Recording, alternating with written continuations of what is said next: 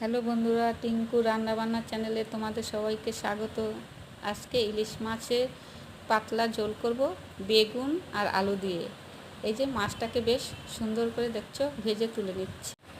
সর্ষে আর পোস্ত দিয়ে তো খেতে খুব সুন্দর লাগে, কিন্তু এই গরমে সর্ষে পোস্তটা খেলে শরীরটা একটু খারাপ করে, তাই পাতলা ঝোলই করছি। তোমরা কি পছন্দ করো পাতলা ঝোল খেতে? তাহলে তোমরা আমাকে কমেন্ট করে বলবে।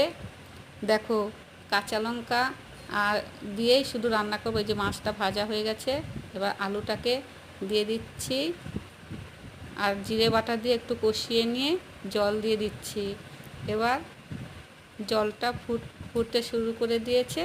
এবার দেখো আস্তে আস্তে মাছগুলোকে আমি দিয়ে দিচ্ছি।